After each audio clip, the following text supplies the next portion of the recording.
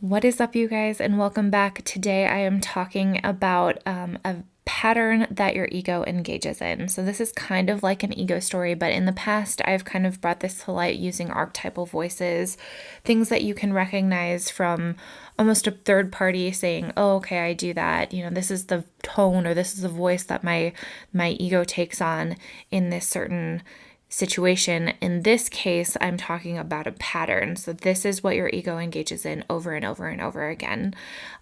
This specific ego story is when your ego gets attached to one line of thinking, one viewpoint, or one perspective. From this space, what we do is we end up perpetuating what we already know, and we do not seek out new learning experiences. We do not seek out new ways to expand. We only stay ingrained in ourselves. So then what I do is in this episode, I kind of unpack what it looks like when it surfaces. When you're caught in this type of ego story, when you're caught in this pattern of thinking, what you will do is you'll start looping, meaning you have repeat thoughts over and over and over again. Maybe you're kept up at night, right? Your ego starts to need to be right. You get really attached to needing to be right. You become very resistant to changing. You might engage in something like, I told you so, right? If anybody of us have had that thought. The ego also doesn't mind picking a fight. It engages in power struggle, and we also can tend to get pretty defensive when we're caught in this ego story. So the fix is to always find a creative solution, think outside the box, align with spirit. And of course, the first step to all of that is awareness. When you are aware of anything, you become conscious of it, and when you're conscious of it, you can change it. So without further ado, I hope you enjoyed this episode.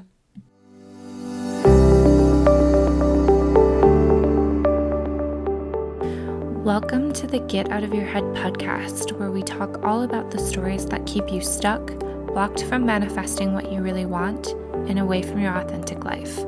I am your host, Sarah, from Spirit, Mind, Body.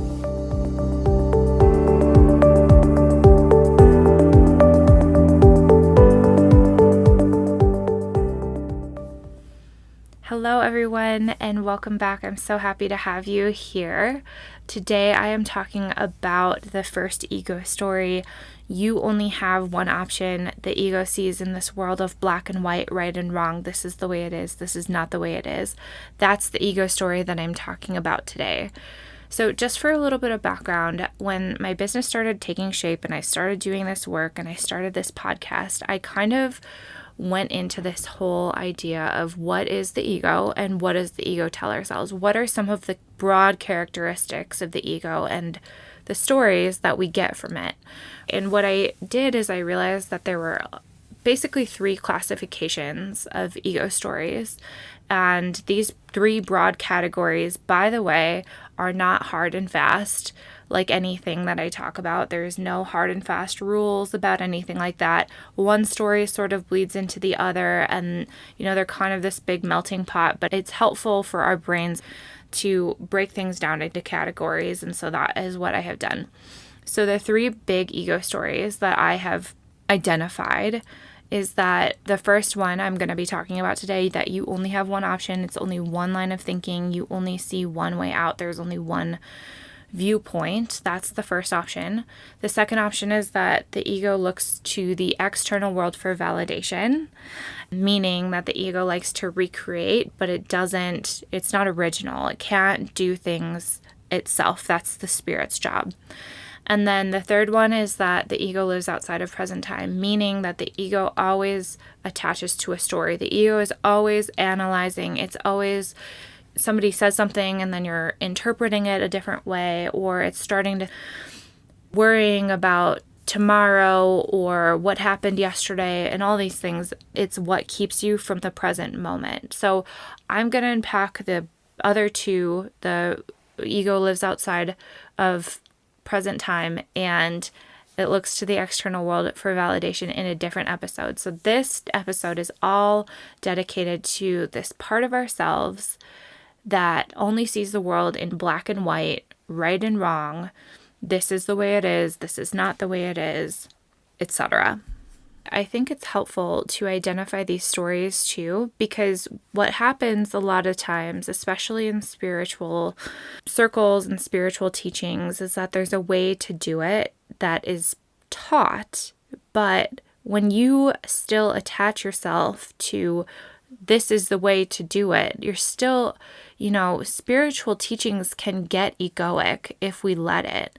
If we hold on to our opinions and say this is the only way it is, that's an ego trait. And so our spiritual perspective that we're gaining kind of is undermined by this ego that crops up over and over and over again. So I think that I'm just going to take a minute to unpack what I understand the ego to be and how I kind of came to that conclusion. So if this isn't really your jam, just hang with me for a few minutes. I promise to try to make it short. So I see the ego as this very dense, like this human part of ourselves. In quantum physics, when you boil matter down to the smallest things possible, so I'm talking about quarks, electrons, they're smaller than an atom. They all have this thing called wave-particle duality, meaning they exist in an energetic state until we measure or look at it, and then it becomes physical. And so this is the way that I almost see ourselves. So I see our spirits as this energetic piece, and that our egos are the physical part of ourselves. And there's this constant meshing and moving together. And so when you study the nature of these smallest particles, one of the things that they do that is so cool is that they exist in this energetic or this sea of possibility until you actually measure it or look at it. That means that an electron can exist anywhere at any time until I measure it, and then all of a sudden it only takes hold of one place in one time. That's what it is called collapsing the wave function, if you need any lingo or anything to go along with that. So this is kind of what I see too, the analogy between us and subatomic particles, because remember, we are all made of subatomic particles, is like our spirit is this energetic piece of us. And when it's energetic, by the way, it's also connected to everything else. There are infinite possibilities that go along with it. And then once we become physical, it loses all of the possibility because it inhabits only one place and one time. And so this is how I see the ego. The ego is the part of ourselves that is physical. And so when it's physical, right, it's not connected. This is our separate nature. This is the way that we become separate. And with our separate nature, it would be helpful to have some kind of defender, something to protect us, something to help our survival state. That's what helps our physical bodies to be, protected. That's what helps our psyche to be protected from other people or from other things that would be a threat to its survival. And so this is the basis for the ego. This is how I see the ego, right? And so it's separate. It's one possibility. There's only one thing. And then the spirit is this other part of ourselves that's energetic, and it inhabits basically all of us, right? It's infinite possibility. It's infinitely connected, but the illusion is that we are separate and we have to, protect ourselves against other people and other things. And so in this way, the ego gets attached to one perspective or one line of thinking. The ego only sees one way. It only has one option, and it can only see that one option.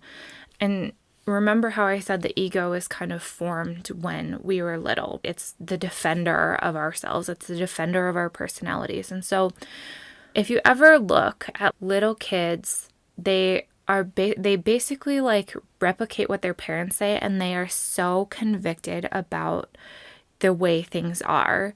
I had a boyfriend back in the day whose dad convinced him that it's not orange, like the color orange, it's gorange, meaning it starts with a G, G-O-R-A-N-G-E, right? And he was so convinced that this is like my favorite story. I laughed so hard when I heard this, but he was so convinced that it was gorange instead of orange that he argued with his teacher about whether it was gorange or orange. And it's funny to us now, but this is what happens to each and every single one of us. And I'm sure if you dug in your past, you could probably find a time where you were so convicted as well.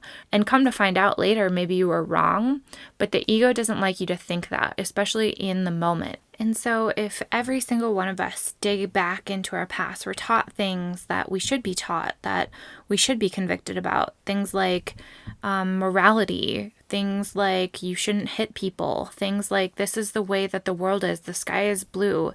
These things give us context, how to behave. They give us context in our world. They give us boundaries. They teach us how to interact with other people in a way that may not be readily apparent to us. And all these things are good, but the problem comes where this kind of bleeds into our adult lives, where we start to think that there is only one way things need to be, whether that's your religion or the way that you celebrate Christmas traditions or the way that you arrange your kitchen knives. I know it sounds kind of funny and crazy, but I think that if we all dig deep, we can find a piece of this in ourselves, especially the people that are closest to us.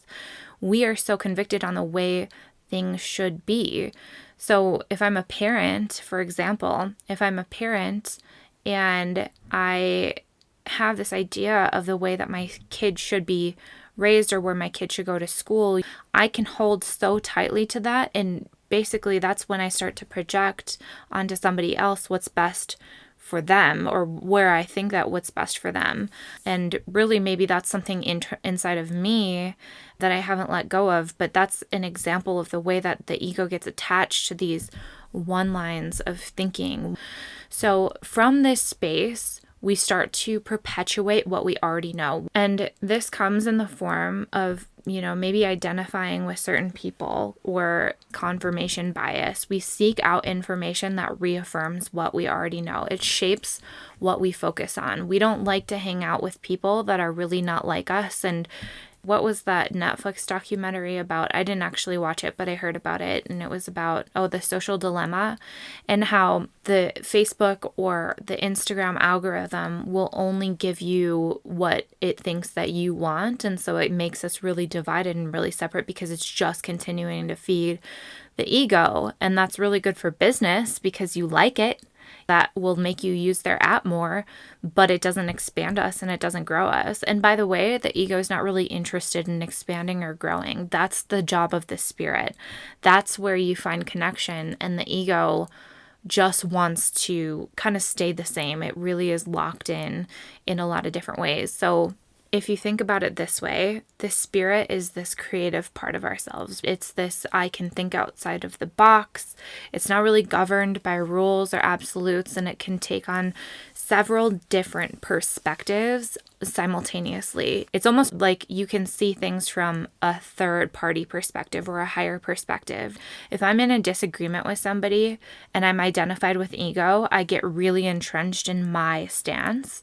But if I am identified with spirit, I almost take this third party perspective where I can see two equally legitimate arguments on both sides, and understanding that they come from two different perspectives.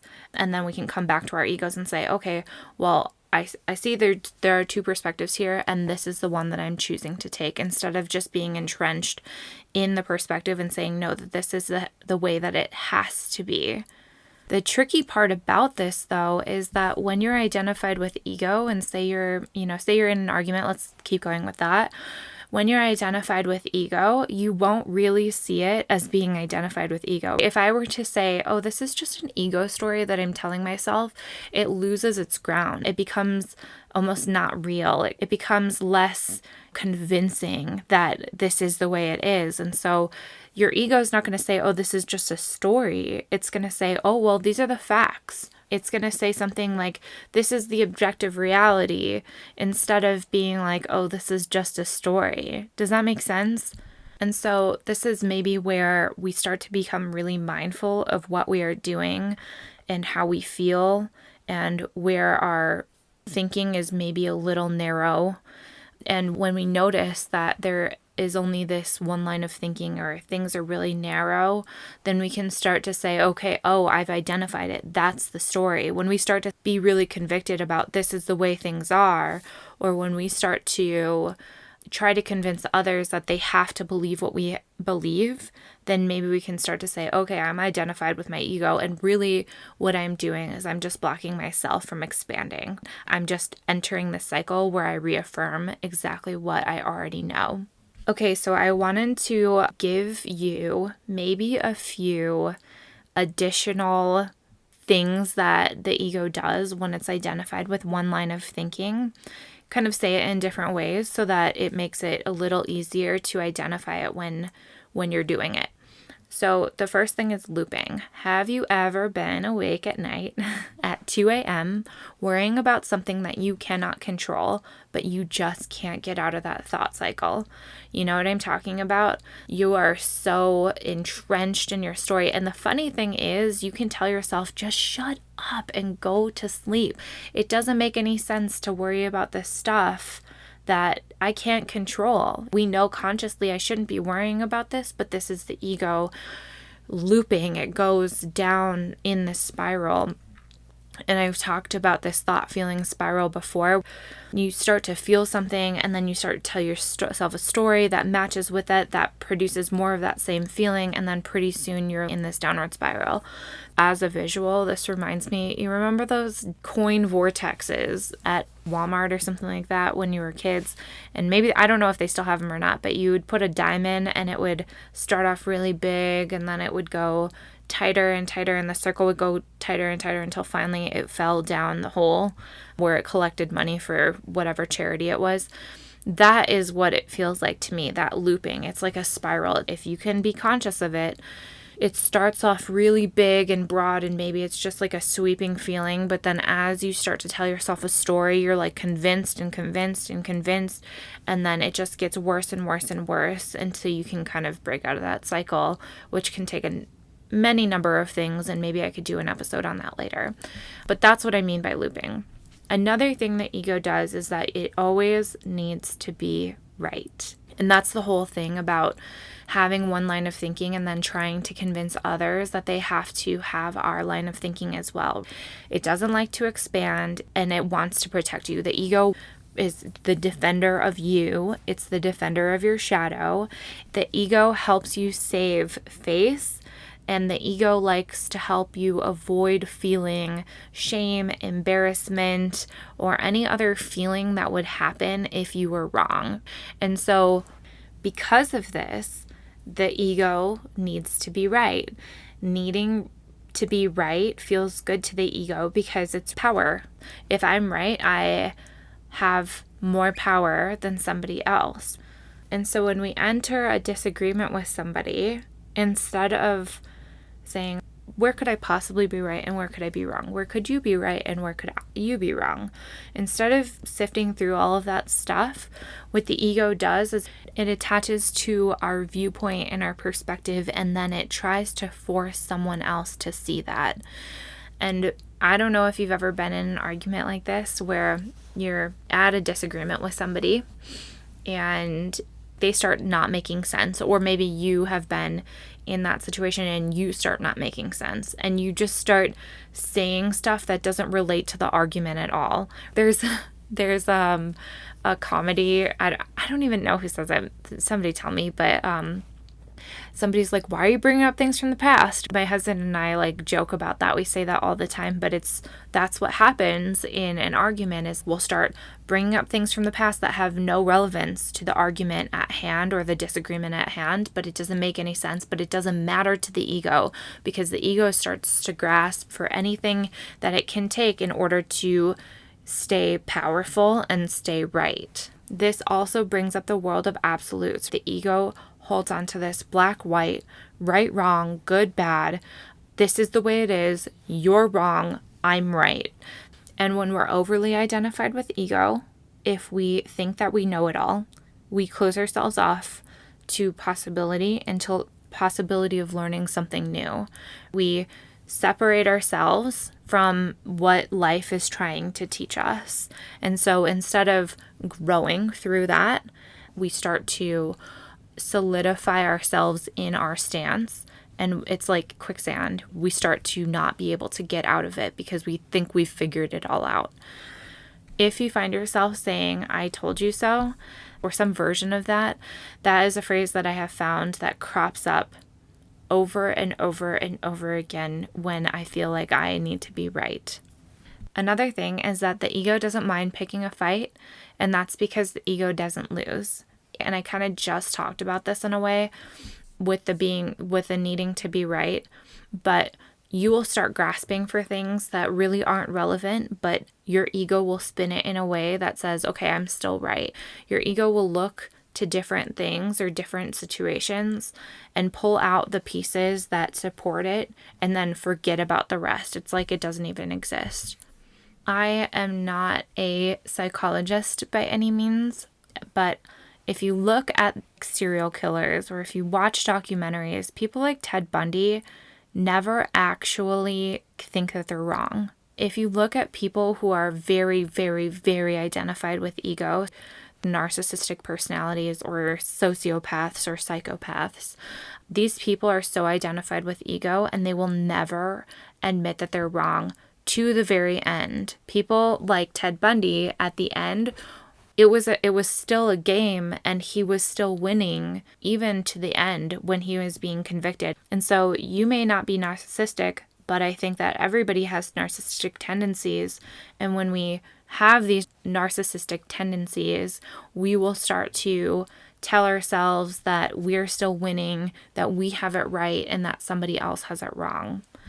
Another thing that the ego does is it gets defensive. That's how you know you're separate. There is no reason to be defensive if you are connected with somebody. There's no reason to go on the defense if you know you're on the same team. Does that make sense? And so if you find yourself getting defensive, you found in yourself where you are overly identified with ego. You found in yourself where you tend to become very separate. I also think that if you are defensive, you are probably covering up some kind of shadow aspect that you would rather not look at. And I say that because we tend to put things into the shadows when they start to provoke things that are really uncomfortable for us, such as shame or guilt or feeling inadequate. When we see something that has the potential to bring up feelings of shame or guilt or inadequacy or any of those uncomfortable things in us, what we tend to do is we would tend to shove them down and hide them further, which would bring about that needing to be defensive. So if you find yourself getting defensive, or if you see somebody else getting defensive, right? Because this goes both ways. If you see somebody else getting defensive over something, just know that maybe it's because underlying that on the opposite side would be a shame response, or it would be something very uncomfortable for them to, or for yourself to experience. Okay, so that's how you identify it. But here's the thing, is I think that there's always a way to make your ego work for you. And you may be interested in overcoming your ego completely. I used to be interested in overcoming my ego completely. I used to think, oh, I'll be enlightened one day. Well, I have come to know myself enough that that maybe is not my path. If being enlightened, if transcending ego and identifying with spirit is your path, good on you. I think for the majority of us, we have to find a way that works for us. And I say that because it's just honest, you know what I mean? I'm not going to be able to transcend my ego in this life. And if I do, then great. But if not, then I don't know that that's what it's all about. And so I think that we need to integrate these things better. We need to integrate the part of ourselves that wants to be right, or sees only one line of thinking, or only sees one way out. We need to do a better job of integrating those pieces so that we can make our ego work for us, instead of just saying, oh, the ego doesn't exist, because it does. Like, that's the thing, is that the ego does exist. You can't deny it. Does that make sense? And when you deny it, then things go into the shadows, and then they run your life from the background instead of just being conscious and aware of it. Anyway, I digress. The fix for this, I think, is always to find a creative solution.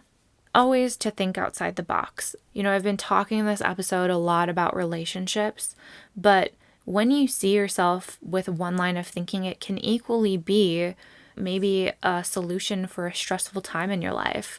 Maybe it's, I have to leave this job, or I have to get this many clients in order to be safe, or I have to do. Anytime you tell yourself, I have to have, I have to do, I have to be, that's an ego trait. You're only seeing one line of thinking. You're only seeing one option, one perspective. And the fix for that is that we need to step outside the box. We need to see it from a different perspective. Do I have to get 3 clients? Well, maybe not. Maybe I could get 1 client and they sign on for a little longer than I wanted. Do I have to do this for money? Do I have to stay in this job? Well, maybe not. Maybe there's another way. Do I have to live with this amount of stuff? Maybe I could learn to live with a little less, and then I would need to live with less money, and then I don't need that paycheck from that job that sucks my soul every day. Do you get what I mean?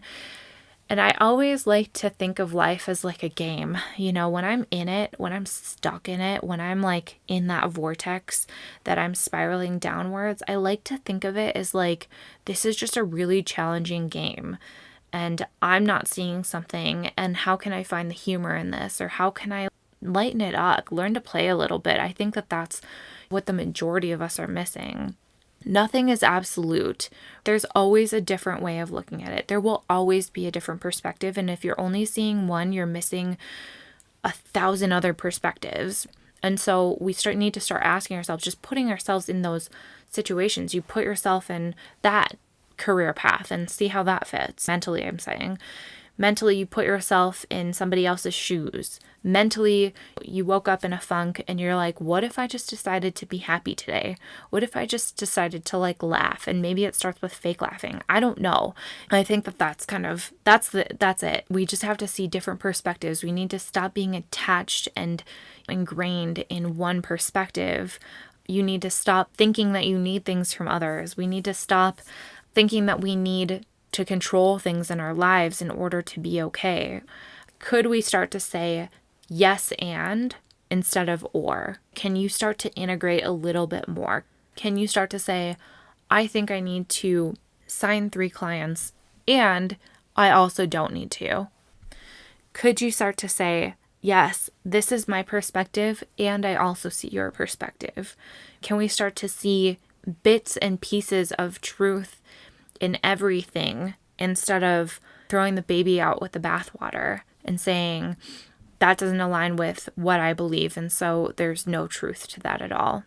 That's how we start to make our egos work for us. That is how we start to integrate. And when we start to see more perspectives, then we can pick and choose what perspective we'd like to align with. And then that's when we transcend, when we see several different perspectives, and then we come back down to ego and we say, this is what I stand for. That's what I think that this is all about. If you're attached to one line of thinking, if you're ingrained in something, this is not something that, you overcome in one day. This is not something that I have been doing this work for a long time. I teach this work and I still haven't overcome it. I still get trapped in my own ego story. I still get trapped in this whole, I have to make him see my perspective, or she has to know my political stance, and I have to communicate my side, and they need to become believers, right? I still get trapped in that every once in a while. And so I think that it's just awareness. Awareness will get us out of the funk, and then we can start to play with things and use a little humor in order to, like I said, make our egos work for us. Okay, you guys, I enjoyed this episode. I'll talk to you next time. If you enjoyed this episode, I would invite you to subscribe, share it with someone you know, and leave an honest rating or review. You can also connect with me through Instagram at spiritmind.body, through YouTube, or my website. Links to all of these can be found in the show notes below. This work is not easy and requires tremendous self-reflection, grit, and a willingness to be misunderstood, and for that, I honor every single one of you for showing up for your authentic self. Until next time.